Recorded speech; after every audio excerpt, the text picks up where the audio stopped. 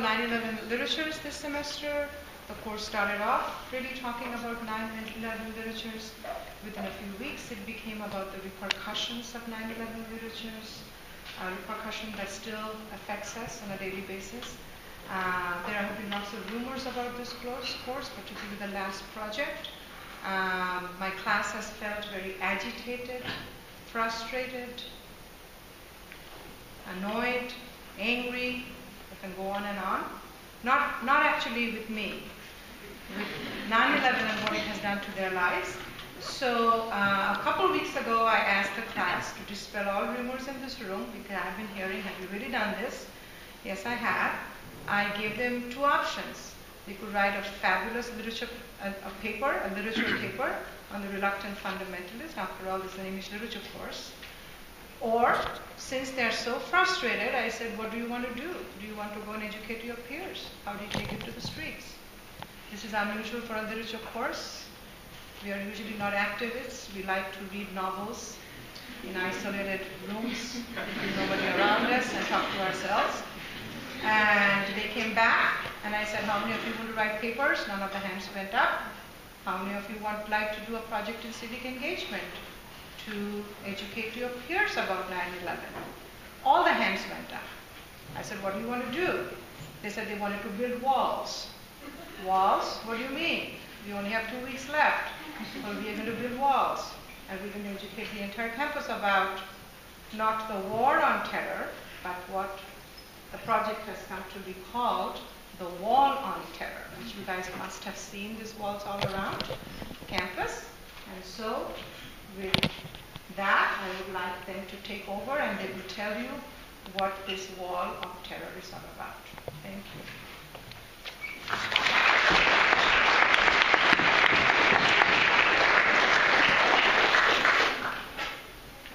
So, growing up, when I was in second grade, I shared a room with my little brother Jonas. We both had twin beds, and there's a dresser separating our beds, a little black tiny alarm clock on it. Little did I know that that little tiny black alarm clock that woke me up for school every morning was going to be broadcasting that we had been under attack, a terrorist attack, across the United States. I'd like to welcome you all here today to the Walls on Terror, 9/11 Literature and the War on Terror. I myself, Hunter Purnell, Camille Weber, and Jesse Johnson, my classmates, are here representing freshman Ballerstadt's class on 9/11 literature. We've analyzed different pieces from nonfiction to spoken poetry. We even interviewed a jazz musician in class. But we've embarked on a journey not to just learn or to inform, but also to captivate an audience so that in 5, 10, 20 years from now, when you guys are trying to send your kids to college and you realize how hard it is, that it's because of something that happened so long ago that you had nothing to do with. What happened, you ask? Well, September 11, 2001, Muhammad Atta, middle-aged Middle Eastern man, led himself and a group of radicals from the Middle East that were known as Al-Qaeda to hijack 4 different planes in the United States. 2 hit the World Trade Center, 1 to the Pentagon, and 1 crashed outside Shanksville, Pennsylvania, which is believed to be headed for the Capitol. 2,819 people died that day, September 11, 2001.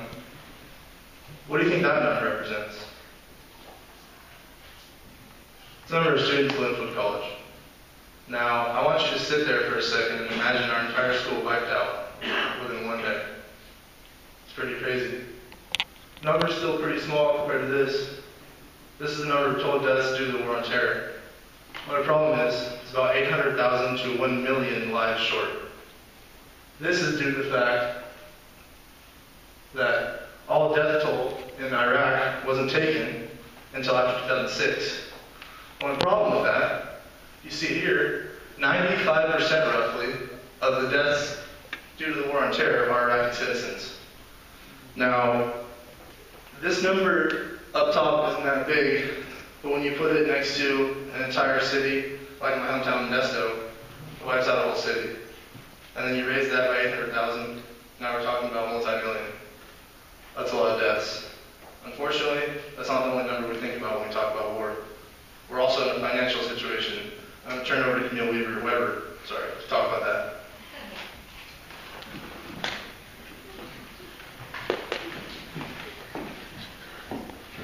So when our professor first asked us what we thought would be the most effective way to get people to really think about the implications of 9/11, the first thing I thought about was money. Now, despite being a poor college student, and I'm sure all of you guys can agree, we do understand the value of money. But despite our understanding of money, we seem to be losing quite a bit of it. In fact, the cost of the wars in Afghanistan and Iraq together are about $1.5 trillion. That means everybody in this room would have to pay back $1,677 just to relieve this amount of debt. Now, what I really want to focus on today is defense spending and homeland security spending. And the reason for that is because after the attacks on 9/11, national security was our main priority. So let's take a look at some of the statistics. Every hour in the United States, for Homeland Security, we are spending about $6.82 million every hour since 9/11 happened. However, defense spending is a lot higher. About $60.71 million every hour is being paid, but that's only for the fiscal year of 2014. Now, this is a staggering amount of money, considering that our nation is pouring into securing its citizens. But is that amount really worth it? Well, according to a study done by John Mueller and Mark Stewart, this isn't exactly the case. In fact, they calculated that in order for our current budget to be justified, we would have to successfully stop 1,667 attacks every year. Now, the attacks that they're referring to here is the attack in New York City. It was a failed car bombing attack in the middle of Times Square, where if it was to be successful, would have killed and injured hundreds of civilians. Now, to put this number into perspective, the 1,667 attacks per year, that's about 4 attacks every day that would have to be stopped in order for our current budget to be justified. Now, I think we can all agree that we're not stopping these many attacks and that our money can't be put to better use elsewhere.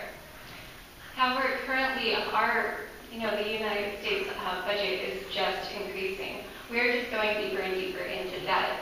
And this isn't just a reality that we have to come to terms with, but it's also a reality that survivors from the war of Iraq and Afghanistan really have to come to terms with as well.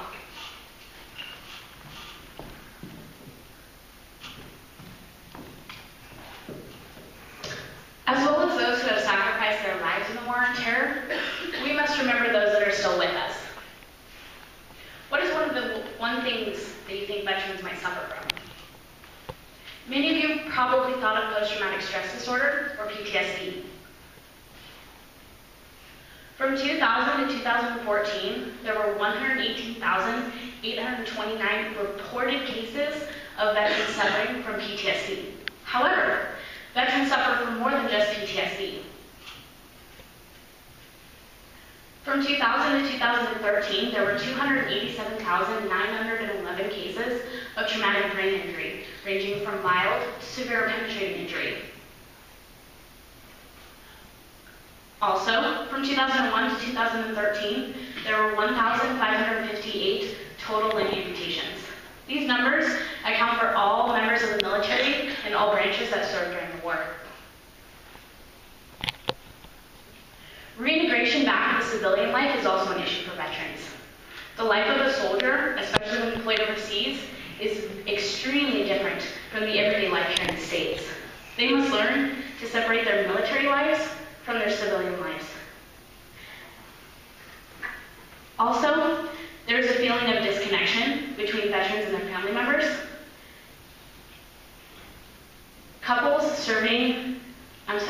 The divorce rate of couples serving in all branches of the military in 2012 was 9.4%. Veterans also struggle with being in large crowds. They also suffer from dreams and nightmares in which they experience effects of the war and they live the war.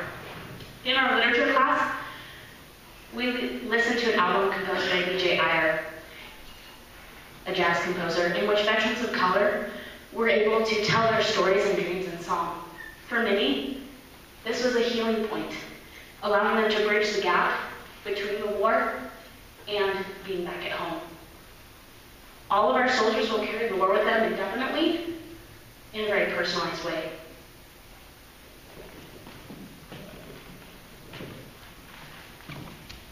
Now, the form of expression that our class primarily focused on is expression through literature. Both Extremely Loud and Incredibly Close and the graphic adaptation of the 9/11 Commission Report were popular successes in the literary genre. Extremely Loud and Incredibly Close was made into a feature film, or movie, excuse me. And the 9/11 Commission Report which was originally 571 pages, was condensed and made into a graphic novel, which was received by critics and audience everywhere with really great reviews. Now, both of these novels are geared towards reaching a broader audience, and they do. But what exactly makes these stories so compelling? Well, the answers we can find are through literary themes. And some consistent themes throughout literary 9/11 literature are themes such as isolation, trauma, and melancholia, the idea of the other, Americans' internal tensions and conflicts between either relating and identifying with their home countries or their host countries, and even how we can exactly create meaning from the absurdity of the events of 9/11. Now, since the whole point of the War on Terror is to deal with terrorism, literature is in fact one of our most powerful weapons. It provides us with a platform for us to talk about things and events such as 9/11 that people don't really want to talk about.